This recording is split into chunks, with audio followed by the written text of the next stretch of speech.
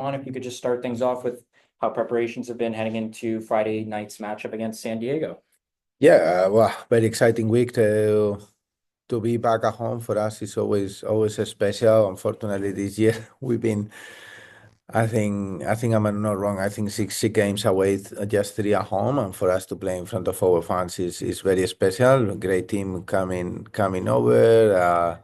Our coach is doing a great job with Jonas, and something we are very excited about is to see our team keep growing step by step and be able to make sure we are ready to perform and to win on Friday, no? Peyton, we'll start things off with you. Hi Juan, thanks for the time today. I guess to start, I'm curious what kind of your key takeaways are now looking back at the game from last weekend as you look forward to Friday's match.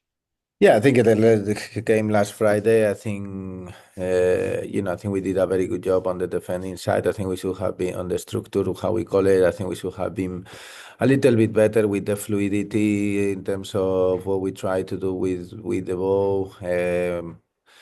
Again, unfortunately, it was a game that we should have won with the chances we had and the key moments, but I think we obviously lost it with that brilliant finish, and it's for us to review and to make sure that we're a little bit better on the ball and that we keep being how we are of it. I think Louisville coming into the game data-wise was team in the league that was getting the most spending more time in the opposition's box, and we really limited down the game to a minimum. And I think actually the area from where we got conceded, it was like the team in the season that they had the less time the ball in the area, but it cost you a goal. So football is not about data; it's about goals.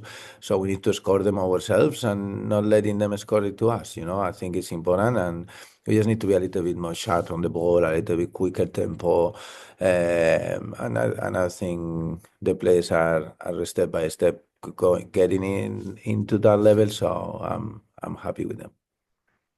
Melanie, you can go ahead. Yeah. Hi, Coach. I'm Melanie with The Athletic. Obviously, like you said, it'd be nice to be in front of your home fans for a little bit finally, but of course, you're going to pivot really quickly to going to the Champions Cup right after. So I'm curious from your perspective, one, how knowing that you have that tournament, how that affects, the planning for this game, and also just how you use this game to kind of prepare for a tournament that you've said is, a priority for your team. Yeah, I think for us this tournament is something that we've put a lot of effort, time, and resources the last couple of seasons. For us, the chance to become the first, CONCACAF Champions Cup winner and have the possibility to go and play in Europe, representing the whole, confederation in terms of this part of the world and play against some of the best teams worldwide to be world champion is something that we're very excited about, especially the first time that it's done on the women's game. I think we want to be pioneers, and there is no better way to be pioneer for me than becoming the first team to become world champion and the first team to become CONCACAF champion. I think for us it's a massive target, but at the same time it's something that we've had in the back of the mind for a very long time, and at the same time that is being step by step into these games, something that not only the tournament itself, but like how we get players back in, I think is something that is also being key.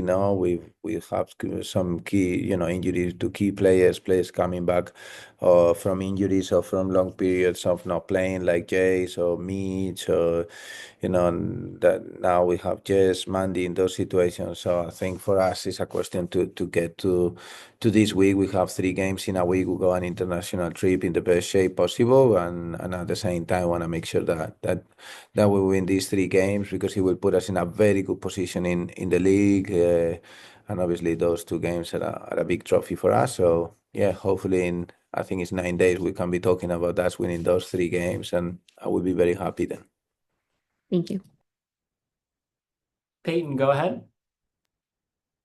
Thank you. Juan, kind of looking at what Jonas Edvall has done in these first couple months in the NWSL as a coach who has kind of been in the WSL yourself and come over to the NWSL. Is there anything that you've kind of noticed similarities maybe between the adaptation period that you guys have had, or how you European coaches have tended to work with the American players and have that adjustment? I'm just curious if there is anything. Not if there's not.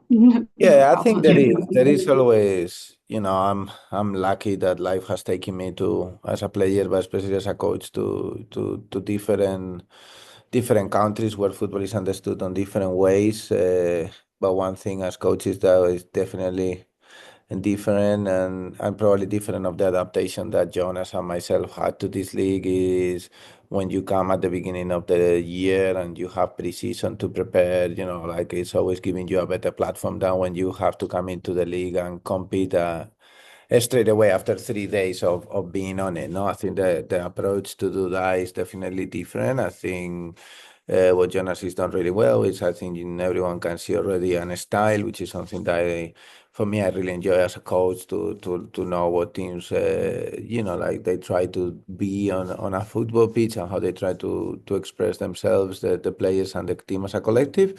So I think he's doing very good with that, and yeah, I think that everyone's period of adaptation is different. I think this league has a lot of singularities compared to, in this case, European leagues, and I think the better the coaching, the better the players, the more we can help the league, because for me it's the best league in the world, and still certain things that we need to polish, but I think we're in the right way, and yeah. Thank you. No, that's really interesting. It's an interesting thing for us to kind of look at and try to parse out as everything continues to evolve. If Melanie doesn't have another question, I was wondering if you have any injury updates for us going into Friday. At the moment, as I said, now we're trying to obviously making sure all the players are coming back step by step. At the moment, we don't have any more updates in other players that maybe were in the injury list before. So we will have to probably wait and see, Okay. And then is there anything that you can share with us just about how Tierna's doing in this first few weeks? Yeah, Tierna's he's doing really well. I just had some meetings with her, the rest of the captains, organizing things, trying to be ahead of time. How she's all the time not only taking care of herself, but how she's taking care of the team still on her role as captain is especially inspiring for us, because it's not easy, when you're probably gonna play a small role on the pitch this year, but you are there like for everything and for everyone. So she's doing really well, and I couldn't be prouder of her being our captain. That's wonderful to hear. Is she going to be traveling with the team to Mexico? Probably, I don't think medically is the most, unfortunately, the best thing for her. We will be, traveling every player, but unfortunately, T is gonna have to stay behind to make sure that she's maximizing what she needs to do. These first few weeks after surgery are very, very important. So unfortunately, she won't be with us. So hopefully we can see Mandy lifting that trophy, and we bring it back to her, and hopefully at the end of the year it can be Tierna, no, lifting the other trophies.